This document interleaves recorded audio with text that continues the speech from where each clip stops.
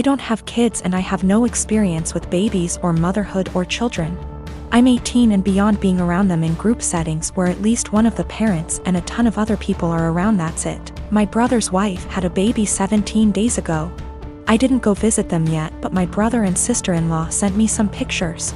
My brother said our cousin Rachel was around a lot because my sister-in-law is having trouble breastfeeding and Rachel is a big believer in it and is helping her. I offered to help them if I needed it, and on Saturday they asked me to go to grocery store for them because no home delivery had an open spot. When I dropped the food off, I was shocked at how bad my sister-in-law looked. She literally looked like the Walking Dead. Barely awake and not showered, and she was actually crying because she was so frustrated. It actually scared me how bad she looked. At first I didn't want to butt in, but it bothered me so much I went back to the store and got a can of baby formula. I figured it would give her a break and my niece could eat. It was even worse when I gave it to my sister-in-law because I said it was no big deal if my niece got formula. It wasn't a problem. My sister-in-law broke down and I was honestly scared because she was weeping. Like in the movies when someone dies, kind of weeping. No one told her it was okay not to breastfeed. She felt so guilty because of Rachel butting in and no one telling her formula was okay. I actually ripped my brother a new one because he sat back while my sister-in-law suffered. There was no way he didn't see how bad she looked. No offense, but she looked terrible. I got my sister-in-law to shower after my niece ate and fell asleep, and I changed the sheets on the bed and told my sister-in-law to sleep while my niece slept, and I said I would get more baby formula. I thought I did the right thing because my sister-in-law actually stopped crying, showered and slept, and the next 3 days she looked better and didn't cry again. My niece gets full. My idiot brother smartened up and told Rachel to stay away, and everyone else, especially our parents and SIL's parents, to butt out. They take turns feeding so they both can sleep. My parents and Rachel are furious at me. SIL's sister was in agreement with Rachel and left me an angry voicemail full of swearing. Rachel basically had sister-in-law holding the baby while topless 24/7, and my dumbass brother sat there and didn't help with the baby at all.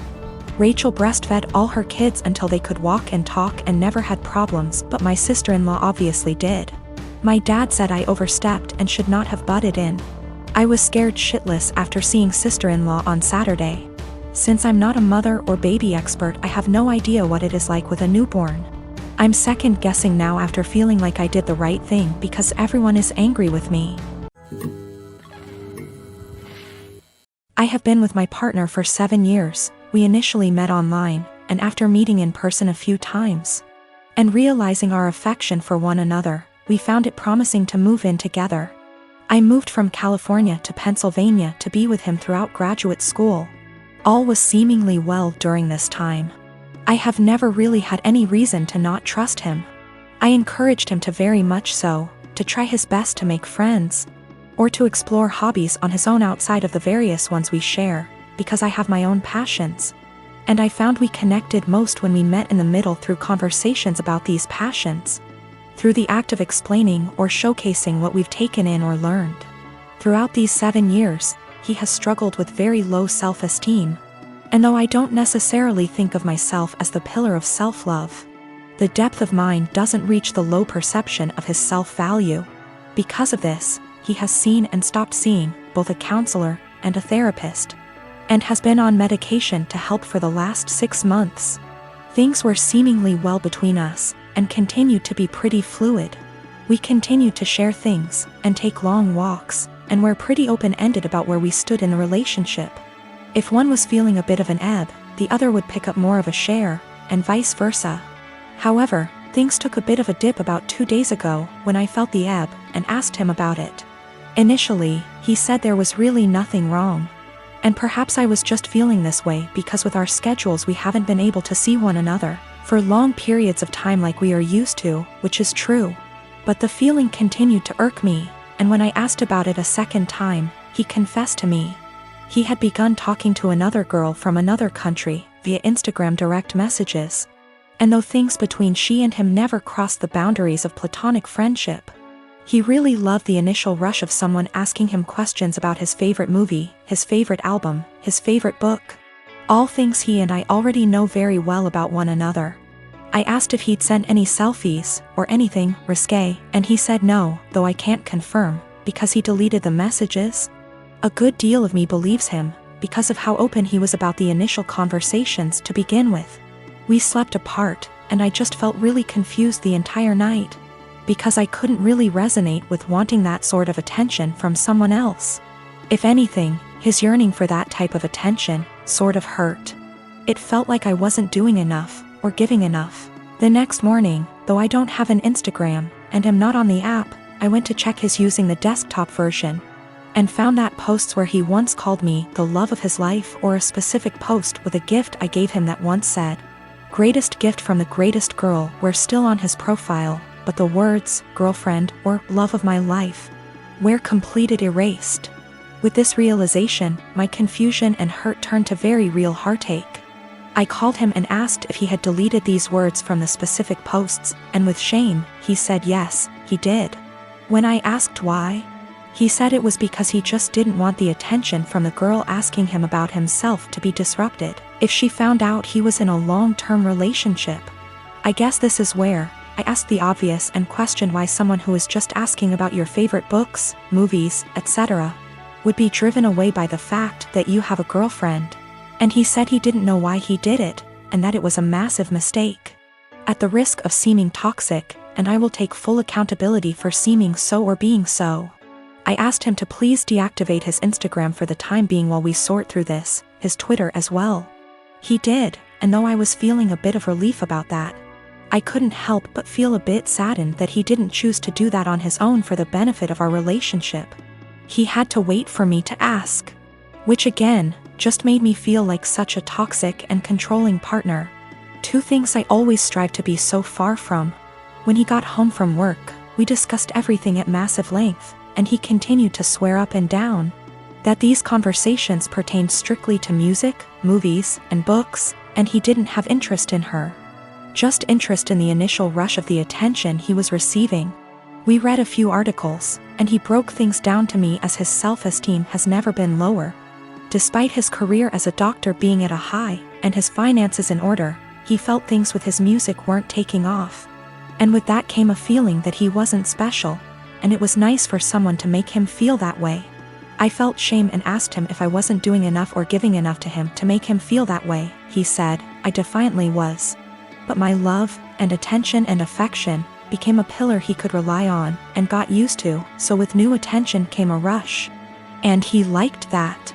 I asked him if he wanted to be single, and find that rush in dating new people. And he kept insisting that that's so far from what he wants. He wants to remain a couple, and do all he can to work on these things together. Though I can't help but correlate that feeling he enjoys with the feeling of a first date. Which hurts, of course. I told him I didn't really see how we could move past this because there was nothing much for me to make an attempt to work on moving forward. This seems to be a self-stemming problem that I emphasize with, but just don't want to be on the receiving end of the counter effects.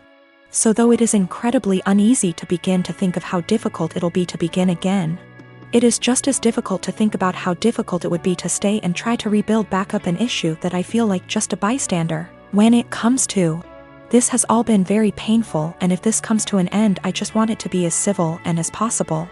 He deserves to love himself, but not at the expense of the love we have between us. I deserve love that is stable and comforting, and not laced with newfound paranoia. Despite this all, my heart is still very much in this, of course, and he has been very vocal about how it was just one mistake. Nothing happened, we can work through this, etc. And I secretly keep hoping he will make a step, any step really, to showcase these words and implement action, seek a new therapist. Find the two of us a relationship counselor, buy a book on self-help or on how couple conquer affairs, anything at all. Without me having to be the one to ask him. I just want him to have that yearning that he continues to say he has, but instead of saying it, I was him to show me. That makes me irrational or just plain dumb. I believe to be in a state where I can handle either answer. Or something completely different just the same. Do all think I'm blowing something completely out of proportion? Given how this was an exchange of conversation between him and another girl for just a few days. And his erasure of me on his profile was only for about 2 days? This has been a first in this relationship, this has been a first in my life truthfully. I just felt completely vulnerable and isolated.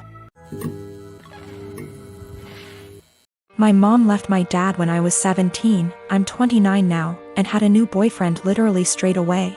We all suspected that she was cheating with this dude beforehand, but there was never any proof, and she even to this day refuses to admit it. She had 2 more kids with this guy. When my mom and dad broke up, I moved out to live with my dad, who had moved back in with his parents. The major reason for this was because she told me to leave as I kept fighting with her new dude. I really did not want to deal with a new guy in my mom's life, and I was really upset that she didn't give a shit about how much pain my dad was in. When she told me to leave, something in me changed, and I am still unable to forgive her. That solidified BC. My 14-year-old sister stayed with my mom for a year and then begged to come and live with my dad because she hated it so much at my mom's place. And my sister and mom were close, so for my sister to feel that way, it must have been bad. Since I was 18, my grandparents kept pushing me to start a business. BC. I liked to tinker and had built a few specialized tools for a niche construction industry that my dad was in, and they saw potential in me. They gave me a lot of money as an investment. Actually, their mortgaged their house, that's much they believed in me, and basically, I majorly lucked out and managed to land some national contracts at 24 that turned into more than a few millions of dollars over a few months when the business boomed. The profit trajectory has risen since then, and basically, I'm living a life I never thought would be for a schmuck like me. I moved my dad, sister, and grandparents out to the East Coast a couple years back, and we've started a new life.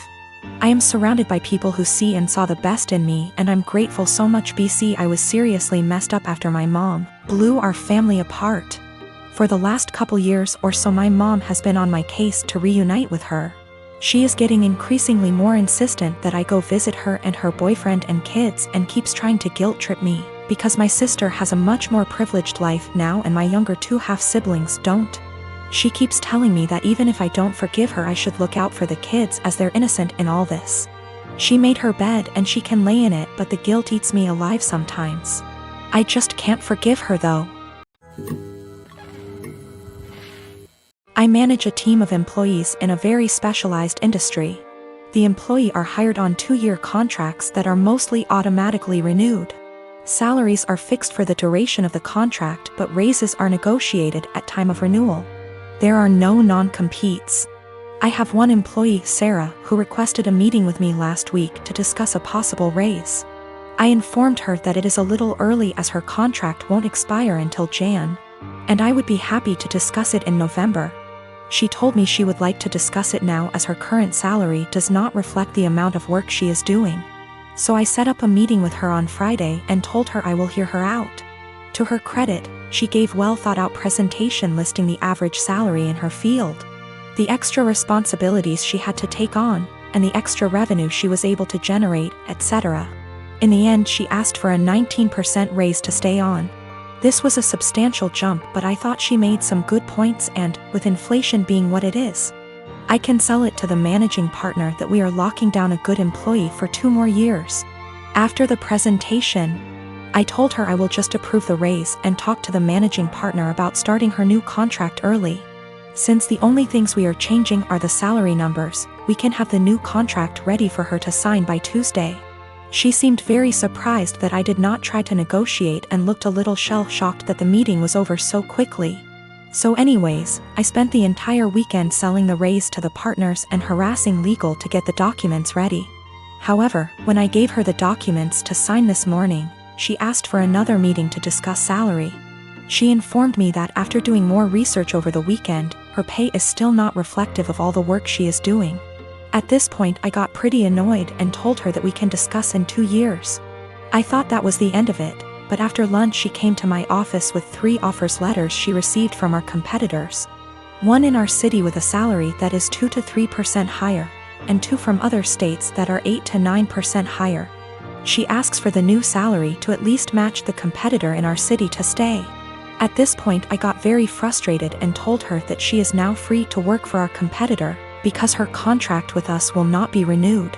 She called me in, and left crying, immediately telling all her coworkers that I fired her for asking for a raise, which obviously caused quite an uproar. My wife thinks that I am the because I could have just said no. She probably had the other offers for a while and was never going to actually leave. She recommended that I offer her back the new contract. Anyways, I am contemplating going back to the office tomorrow and offering Sarah her new contract again.